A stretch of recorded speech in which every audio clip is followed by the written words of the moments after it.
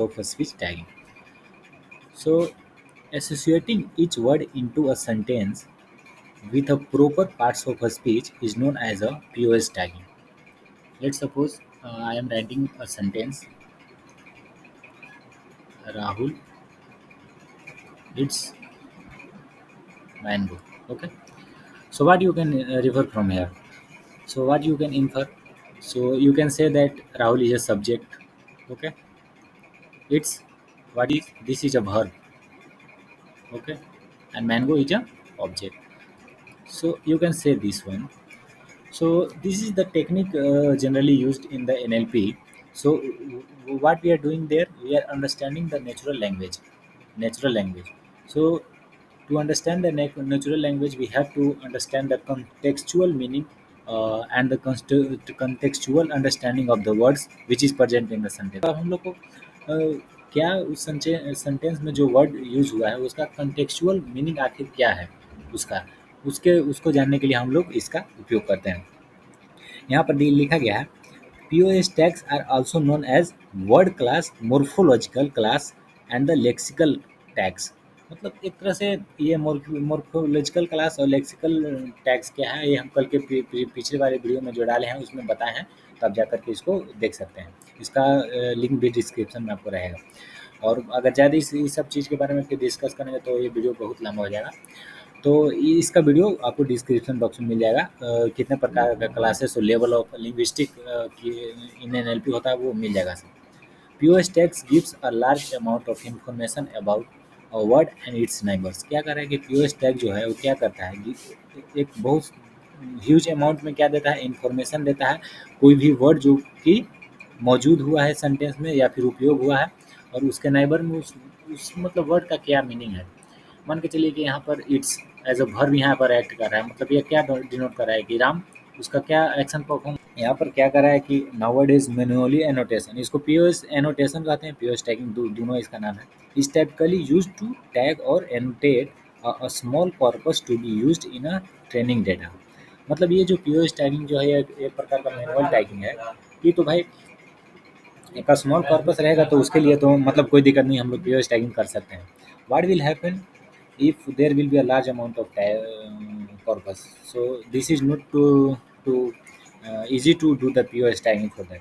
So here what they are saying, for the development of the new automatic POS taggers, we have some techniques which we have developed instead of doing manual tagging।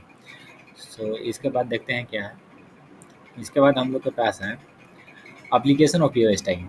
तो अब इसका क्या क्या application हो सकता है, तो जैसे कि मान के चलिए कि इंफॉर्मेशन रिट्रीवल। अगर मान के चलिए कि आप गूगल पे जाते हैं चाहे कहीं पे जाते हैं, you are searching for something, who is the prime minister of India, who is PM of INDIA India। If you are searching this query on the Google, so what it will do? So first of all, it will understand the contextual meaning of the word which is used in the sentence। और ये क्या करेगा, sentence को पूरे अच्छे तरीक़ा से जानेगा कि आखिर इसका मीनिंग क्या है। कैसे जानेगा भाई, तो POS टैगिंग करेगा कि इसमें इसका क्या मतलब है, इसका क्या मतलब, अंडरस्टैंड करेगा। उसके आधार पर क्या करेगा, इन्फॉर्मेशन को रिट्रीव करेगा और इन्फॉर्मेशन देगा। ठीक है, इसका ये मेन एनोटेशन है।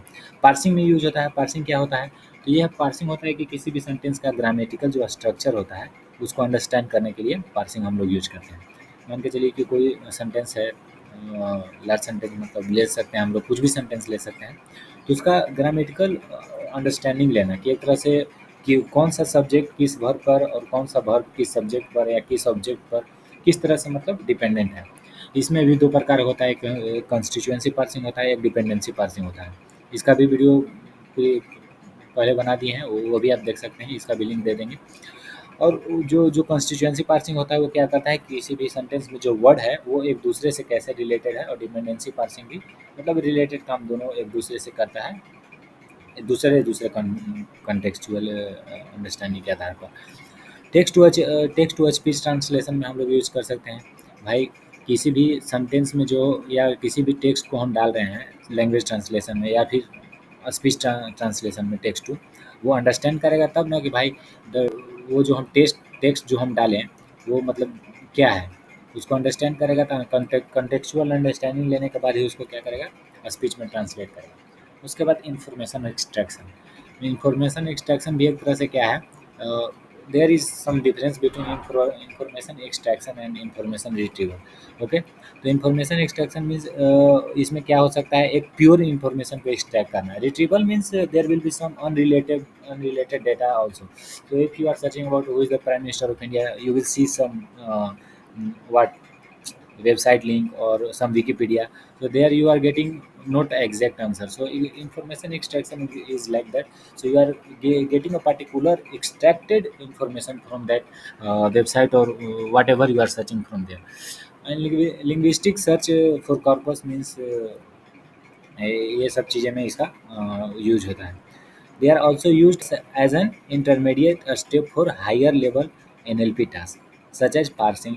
पार्सिंग सेमेंटिक ये सब क्या है, एनालिसिस ये सब क्या है, या सेंटिमेंट एनालिसिस कर सकते हैं, लैंग्वेज ट्रांसलेशन कर सकते हैं, and many more which makes POS tagging a necessary function necessary function for the advance NLP application. ये सब चीज़ें में इसका यूज होता है।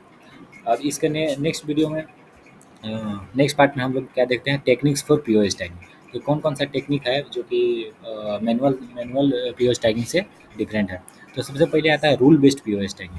तो रूल बेस्ड पीओएस टैगिंग क्या है, use hand written rules and contextual information to assign the POS tags to the word. इसमें क्या करते हैं हम लोग, ग्रामेटिकल जो रूल होता है, ग्रामर का जो रूल होता है उसके आधार पर क्या करते हैं, पीओएस टैगिंग करते हैं। पार्ट्स ऑफ स्पीच का जो टैगिंग हो रहा है वो देते हैं सेंटेंस में जो वर्ड अवेलेबल है।